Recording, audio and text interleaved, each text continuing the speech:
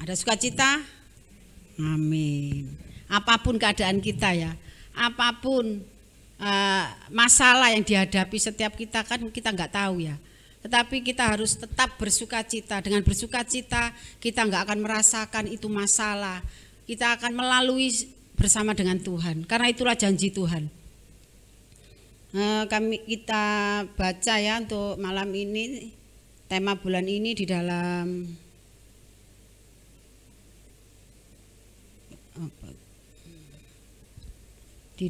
Ibrani 9 ayat 15. Karena itu ia adalah pengantara dari suatu perjanjian yang baru, supaya mereka yang telah terpanggil dapat menerima bagian kekal yang dijanjikan. Sebab ia telah mati untuk menebus pelanggaran-pelanggaran yang telah dilakukan selama perjanjian yang pertama. Amin. Kalau Jumat kemarin saya membawa dengan tema fokus kepada kekekalan. Fokus kepada kekekalan, yaitu kepada Tuhan Yesus. Karena itulah kekekalan itu ada dua ya. Kekekalan yang dari surga dan kekekalan yang dari neraka. Di neraka itu juga kekal selama-lamanya. Dan selama kita hidup di dalam bumi ini, kita yang sudah ditebus oleh Allah, kita yang sudah mendapatkan penebusan, dan kita disucikan, kita dikuduskan, itu bukan terus kita seenaknya, karena kita sudah merasa ditebus sama Tuhan, kita sudah dilunasi, dosa-dosa kita sudah ditebus, sehingga kita tidak lagi punya dosa, bahkan dosa nenek moyang yang bisa turun ke anak cucunya itu sudah dipatahkan. Karena kita sudah menyerahkan hidup kita kepada Tuhan, dan mulut kita sudah mengakui bahwa Tuhan Yesus adalah Allah, dan kita memberikan diri untuk dibaptis. Disitulah kuasa Tuhan bekerja dan mematahkan segala kutuk nenek moyang, kutuk keturunan, kutuk dosa, bahkan kutuk masa depan itu dipatahkan. Kutuk masa depan itu apa sih? Kutuk masa depan itu yaitu masa depan kita itu sebelum kita menerima Yesus, kita percaya. Masa depan kita itu dapat kena kutuk, bisa miskin, hutang yang enggak selesai-selesai. Itu kutuk masa depan. Enggak bisa punya keturunan. Itu juga bisa kutuk masa depan. Tetapi itu dipatahkan oleh darah Yesus. Oleh karena itu kita harus bersyukur ya. Sebab apa yang sudah diberikan oleh Bapa melalui anaknya. Dan kita ini pilihan, bahkan kita ini sudah ditetapkan loh, kita melayani ini sudah ditetapkan oleh Tuhan. Kita enggak asal masuk begitu aja, enggak bisa. Kalau enggak karena Bapak sendiri yang sudah memilih kita.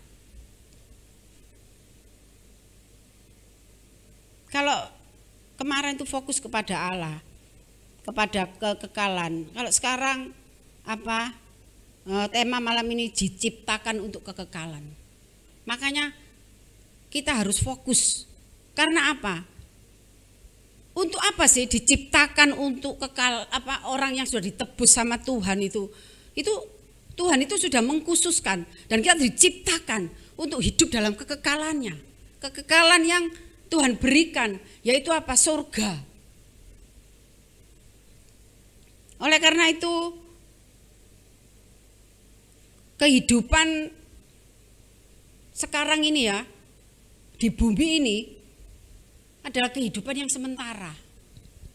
Mungkin kalau Tuhan kasih panjang umur sampai 100 tahun, itu pun mungkin dengkul sudah kotean ya, nggak bisa apa-apa.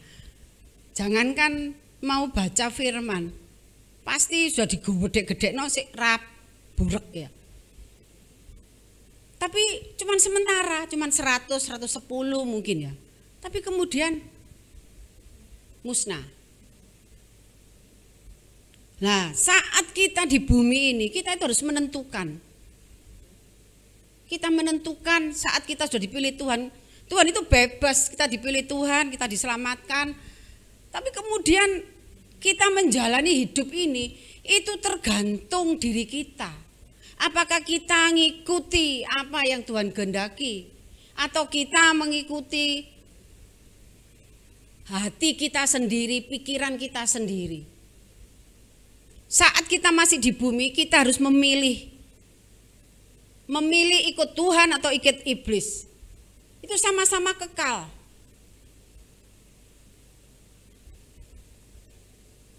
Kehidupan bumi itu terbatas. Mungkin bumi kita hidup ya tadi ya 100 tahun atau 100 lebih. Tetapi dalam kekekalan kita, kekekalan setelah kematian itu ada kekekalan, ada kehidupan yang selanjutnya. Kekekalan yaitu hidup yang selama-lamanya. Tuhan merancang kita menurut gambar dan rupanya. Ini bisa kita baca ya kita baca dulu di dalam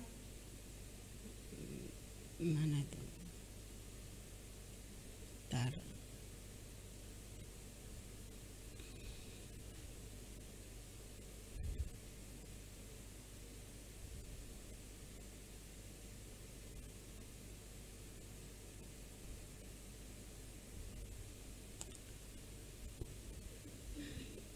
Pengkhotbah 3 ayat 11.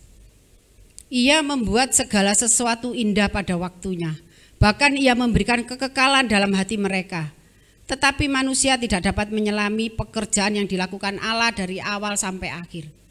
Memang kita tidak bisa menyelami pikiran Tuhan ya. Apa yang Tuhan sudah kerjakan itu kita nggak bisa menyelami. Karena kita terbatas ya, pikiran kita terbatas, umur kita terbatas, kemampuan kita terbatas. Tetapi saat kita menentukan mengikut Allah yang tidak terbatas ini, kita akan dipakai Tuhan. Allah yang nggak terbatas hidup di dalam kita. Untuk tujuannya untuk apa? Apa yang Tuhan rencanakan bagi manusia ini melalui manusia juga. Tuhan akan menyatakan apa yang tersembunyi itu Tuhan akan menyatakan kepada setiap orang yang mau memberikan hatinya kepadanya untuk Tuhan pakai.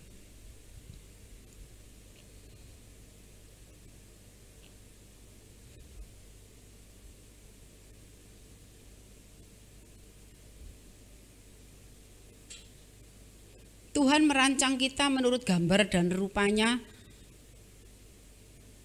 Suatu hari, sekali waktu, kita itu dirancang sama Tuhan itu serupa dengan gambarnya. Tapi karena hidup kita di bumi ini terbatas, suatu hari jantung kita akan berhenti. Tiba-tiba berhenti. Apakah kita sekali waktu ya mungkin selesai bekerja, lagi tengok-tengok ya, Jawa ya tengok-tengok sambil lihat HP. Apakah kita pernah merenungkan sesaat kalau seandainya aku tiba-tiba dibawa pulang sama Tuhan, tiba-tiba jantung saya berhenti, dek. Apakah kita sudah siap? Apakah kita sudah siap saat Tuhan memanggil kita? Makanya Tuhan katakan kita harus berjaga-jaga. Karena kekekalan itu tiba-tiba datang untuk kita hidup dalam kekekalannya. Kalau waktu itu tiba dalam hidup kita, waktu duduk dengerin firman, bisa tiba-tiba itu datang. Kita melanjutkan hidup masuk ke dalam kekekalan itu. Apakah kita yakin Hidup kita ini sudah benar-benar kalau kita ambil Tuhan, kita kepada kekekalan Allah atau kepada kekekalan iblis. Karena ada dua tempat. Kita jangan santai. Halah umurku sik 40. Gak aku. 40 akeh njobo. Umurku sik sekian. Sik suwi. Wong buruh saya sampai swidak sik durung apa-apa. Loh, tapi enggak tahu ya kita ya.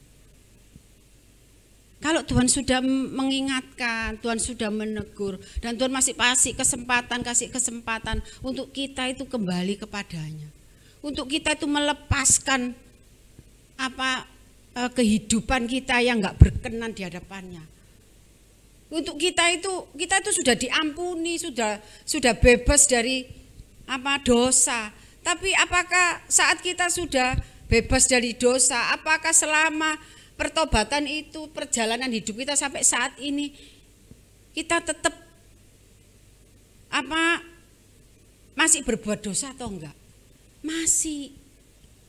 Sekalipun kita sudah berjaga-jaga untuk ojo sampai dosa, enggak bisa. Karena apa? Kita melakukan hal yang enggak berbuat dosa ya, enggak berzina, enggak gini, enggak mencuri, enggak apa. Tapi pikiran itu juga membuat kita dosa. Oleh karena itu kesempatan yang Tuhan berikan ini, saat kita masih di bumi ini, kita masih punya kesempatan untuk menentukan. Kita mau tinggal di kekalannya Bapa atau kita mau tinggal di kekalannya Lucifer. Sama-sama lu ya. Cuman kalau Bapak di atas ya, kalau Lucifer di bawah, enak saja, enak. Ya kalau di atas kan terbang. Itu cuman pikiran secara manusia ya. Tapi kalau di bawah kan jojlok ya.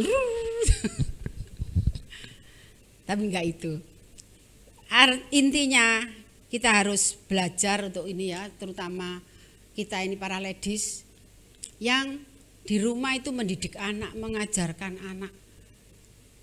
Kalau sebagai orang tua kita enggak mengerti akan kekekalan, kita enggak akan mengerti siapa Tuhan kita enggak akan bisa mengajarkan kepada anak kita.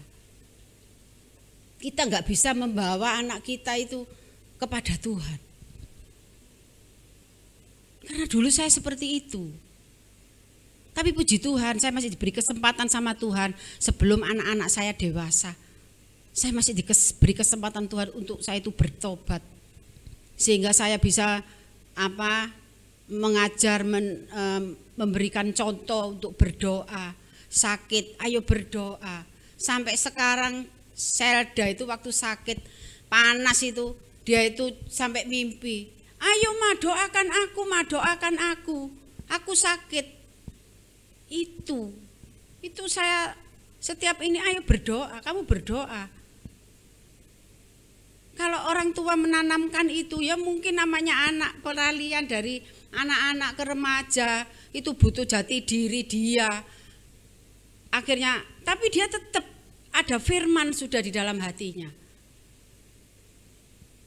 Dia ada Roh Kudus sehingga dia mau yang berbuat kebebasannya mau di top itu ada kendali. Roh Kudus itu masih mempertahankan gitu. Tetapi kalau orang tuanya itu enggak mengenal firman, enggak mengenal kekekalan, ya los. Anak itu enggak ada bentengnya. Tapi kalau orang tua sebagai orang tua, kita kan tetap selalu berdoa. Kalau kita mengenal Tuhan, bahwa Tuhan segala-galanya. Mungkin anak kita enggak nurut, tapi kita kan terus berdoa buat anak. Berdoa, setiap doa anak enggak pernah lupa dibawa sama Tuhan. Itulah. Karena orang tua perempuan itu paling teliti, paling enggak bisa cuek sama anak itu. Tapi kalau seorang bapak itu kadang masih cuek ya. Dia capek kerja sudah, enggak ngurus. Tapi kalau orang tua biar sudah keluar kerja sampai rumah masih nyari anaknya, masih gini, masih gitu. Bersyukur loh kita jadi perempuan. Karena kita diciptakan dari tulangnya Adam. Adam dari tanah liat, rapuh. Tapi tulang itu kan keras. Makanya perempuan-perempuan yang di dalam Tuhan itu kuat-kuat. Kalau memang benar-benar di dalam Tuhan loh ya, itu kuat-kuat, nggak gampang mengeluh, nggak gampang sakit hati, nggak terpengaruh dengan keadaan. Karena apa? Karena perempuan ini jiwanya itu kuat. Dia bisa menampung semua. Belum bekerja, kalau yang single parent ya, bekerja ngurusin anak, untuk ngurusi keluarga, keperluan rumah tangga, itu bisa. Dan anak juga bisa teratur. Tapi kalau bapak buru-buru cari pengganti mamanya supaya ada yang ngurus. Tapi kalau ibu lihat pasti juara bertahan. Makanya ayo kita semakin hari kita dekatkan hati kita, pikiran kita itu kepada Tuhan.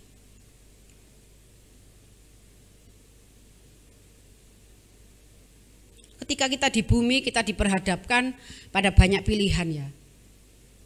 Kita di bumi banyak pilihan kan. Pilihan mau senang-senang, mau ngikuti keinginan hati kita ya, mau apa aja lah, banyak pilihan. Namun saat kita masuk dalam kekekalan hanya ada dua pilihan. Nah itu surga atau neraka. Hanya dua pilihan, surga atau neraka. Kalau mau neraka memang di sana banyak artis ngetop. Banyak artis ngetop. Itu promosinya iblis ya. Waduh di sana banyak artis ngetop. Padahal di sana yang ada ya ulat, bau yang enggak sedap, api, belerang. Hubungan kita dengan Tuhan di bumi akan mempengaruhi hidup kita dalam kekekalan. Iya betul. Hubungan kita di bumi ini mempengaruhi hubungan kita dalam kekekalan. Kalau kita enggak sungguh-sungguh hidup di dalam Tuhan, kita balelo ke sana ke sini. Saat kita dipanggil Tuhan, ya sudah jelas enggak ada hubungan lagi sama Tuhan. Karena di surga itu hidup, di surga itu kudus dan terang, tanpa matahari, tanpa bulan, itu terang. Dan orang yang berdosa, orang yang hatinya penuh dengan sakit hati, penuh dengan ya sampah-sampah, kita enggak, waktu kita pulang kita enggak dapat jubah. Jadi kita enggak bisa masuk ke pestanya Tuhan di sana. Ya kita tetap dengan pakaian gelap. Otomatis kita dibawa. Ini ada kesaksian orang yang waktu sakit di ICU ya. Mereka itu ketakutan. Katanya dikelilingi ada orang yang besar, ada yang matanya merah. Dia ketakutan. Karena apa? Karena dia hidupnya tidak di dalam Tuhan. Padahal dia orang Kristen. Tapi dia begitu ketakutan. Karena apa? Karena hidupnya ini penuh dengan dosa. Jadi dia itu miliknya iblis. Jadi yang jaga ini otomatis iblis. Untuk sekali waktu kalau roh itu keluar, dia yang ambil. Tetapi kalau orang yang di dalam Tuhan, takut Tuhan, melakukan firman Tuhan, itu kalau dia masuk ICU pun, dia itu dijaga malaikat. Dijaga sama malaikat. Iblis gak bisa. Karena apa? Ada saat ada dia keluar rohnya, malaikat itu yang bawa ke surga. Kita ini sudah ada jatahnya, sudah ada pengawalnya masing-masing. Makanya sekarang ini kita itu harus menentukan hidup kita. Untuk kita itu suatu saat kita itu dibawa malaikat atau dibawa iblis gitu. Kita nggak boleh santai lagi. Tanda-tanda akhir zaman itu sudah mulai nampak ya. Israel sudah mulai mau membangun bait Allah, sudah mau merencanakan itu. Kalau bait Allah itu sudah dibangun, itu sudah masuk dalam hari masuk ke dalam akhir zaman ya, kiamat ya.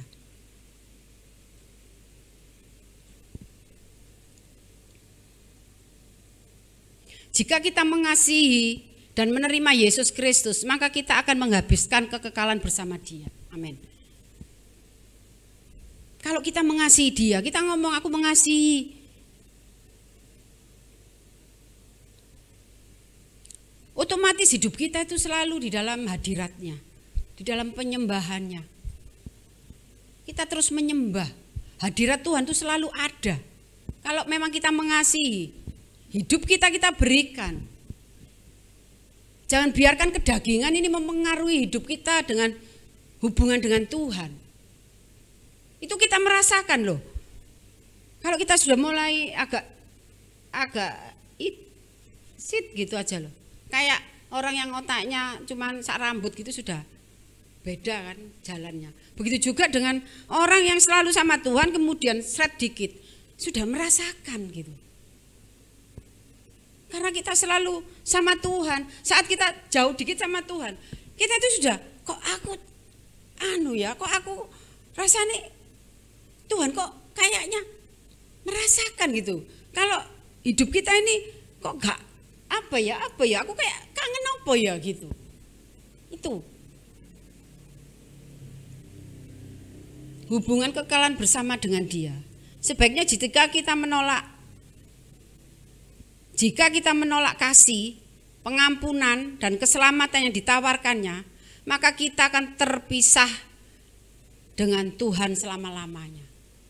Kalau kita sudah menerimanya sekarang ini, kemudian dengan banyak masalah, dengan tekanan-tekanan hidup, kita akhirnya menolak. Karena sudah jenuh, bosen, aku wis berdoa, aku sudah melakukan gini gitu. Apa yang Tuhan mau, aku sudah kerjakan. Tapi kok aku tetap kayak gini. Gak bisa bersyukur.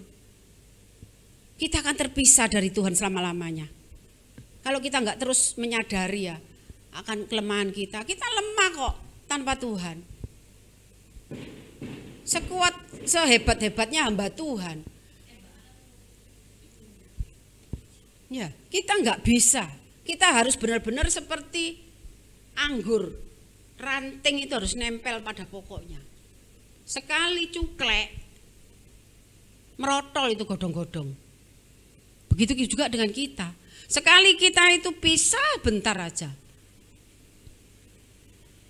kita akan terbawa arus. Apalagi kalau kita sharingnya sama orang yang gak seiman. Tambah cerai, mama kita bergumul karena sama pasangan. Kita cerita kalau sama-sama seiman, mungkin waktu ngajak ngomong ini kita mangkel ya. Pengennya itu ngomong, wes tinggalin aja. Tapi kan kita diajarkan untuk menyampaikan kebenaran firman itu. Kamu harus bertahan, kamu harus tetap minta sama Tuhan, Tuhan pasti menolong. Tapi kalau yang enggak seiman, cerenai, kon lho sik enom, kon sik sok kerja, kon sik iso. Makanya kita di bumi ini ya, kita harus menentukan hidup kita, pergaulan kita. Kita harus memilih gitu. Kalau kita memilih bergaul dengan orang-orang yang enggak mengerti firman, kita akan kebawa gitu. Tapi kalau kita pergaulan kita itu sama-sama seperti ini, kita ngobrol, menguatkan satu sama lain itu. Kalau mungkin dalam keadaan yang nggak ada firman yang keluar itu ya mungkin ya, karena kita nggak bisa tenang gitu. Pas kita ngobrol, diingatkan, mungkin ngomong-ngomong sama Bu Olivia nyampein firman, langsung oh iya, mungkin sama Putri, sama-sama yang seiman. Kita harus menentukan hidup kita di bumi ini untuk kita mendapatkan kekekalan yang dari Tuhan, bukan dari iblis ya. Kalau dari iblis memang enak di dunia ini, bebas, mau cari makan dengan cara menipu, dengan cara apapun, oke. Tapi kalau dengan Tuhan enggak, kamu tetap percaya Tuhan akan kirimkan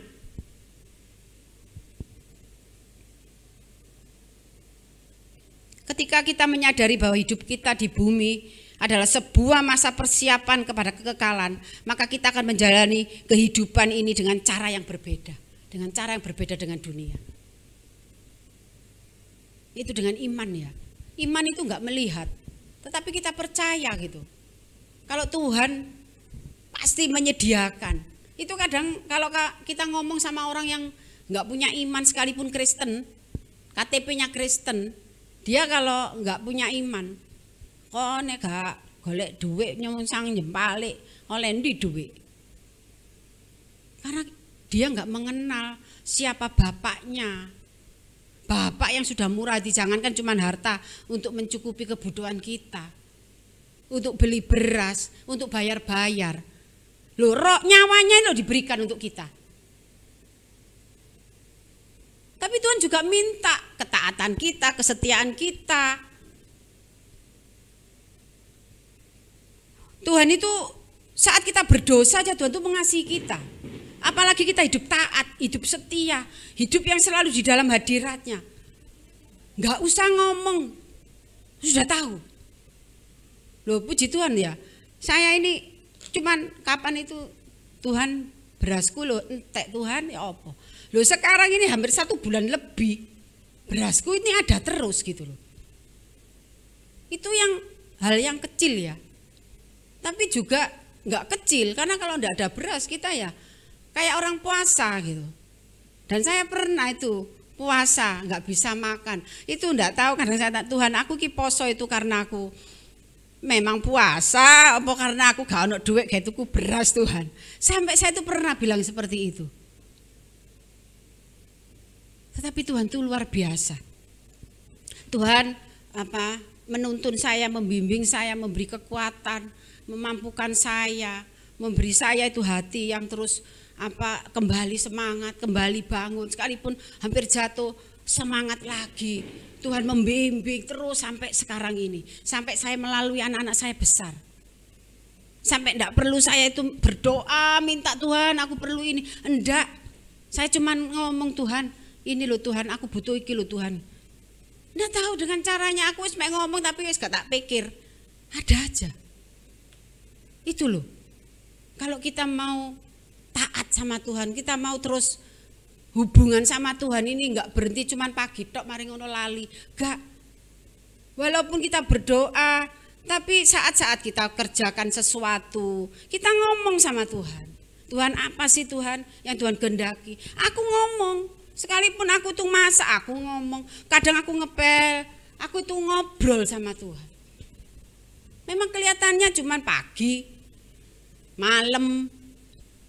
Tapi yang Tuhan mau itu setiap saat, setiap waktu kita itu ngomong. Seperti kita ngobrol sama anak kita, sama orang satu rumah. Kan tiap hari ada obrolan. Begitu juga Tuhan yang Tuhan kehendaki buat kita gitu. Supaya apa? Supaya kita di bumi ini tidak merasakan jahatnya bumi dunia ini ya. Keadaan dunia sudah semakin jahat. Orang yang benar-benar berkat sama Tuhan itu tidak akan mengalami, karena apa? Walaupun mengalami, Tuhan yang bekerja.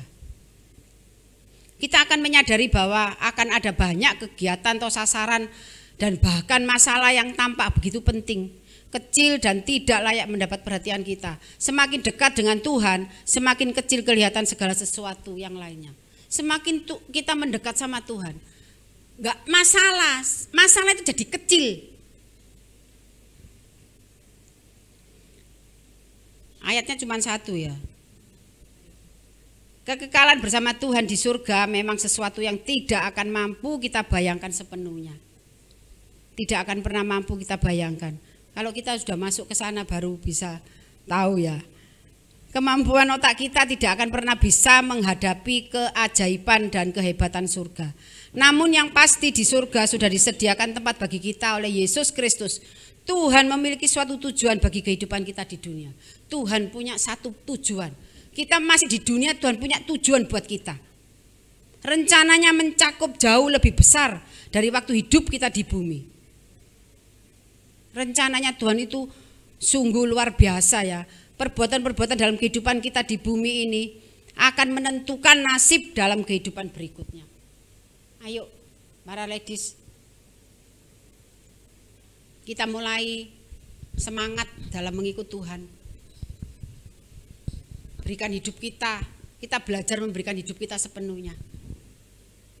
Jangan memberikan sakwelase ojo. Sawelase, jangan, berikan sepenuhnya untuk Tuhan. Gak mampu, Tuhan akan mampukan asal kita komitmen. Ayo kita komitmen sama Tuhan. Supaya apa, sekalipun hidup di dunia ini begitu jahat, susah, tapi kita yang di dalam Tuhan akan dipelihara Tuhan, akan diberi kekuatan, akan dimampukan, akan disediakan apa yang dibutuhkan buat kita. Itu janjinya Tuhan loh. Bukan janjinya hamba-hamba Tuhan, bukan. Hamba Tuhan itu juga sama dengan kita gitu. Mungkin itu saja ya. Apa firman Tuhan malam ini? Bekerjalah bukan untuk makanan yang akan dapat binasa, melainkan untuk makanan yang bertahan sampai kepada hidup yang kekal, yang akan diberikan anak manusia kepadamu, sebab dialah yang disahkan oleh Bapa Allah dengan meterainya. Yohanes 6 ayat 27. 1 Petrus, karena kamu telah dilahirkan kembali bukan dari benih yang fana, tetapi dari benih yang tidak fana, oleh firman Allah yang hidup dan yang kekal.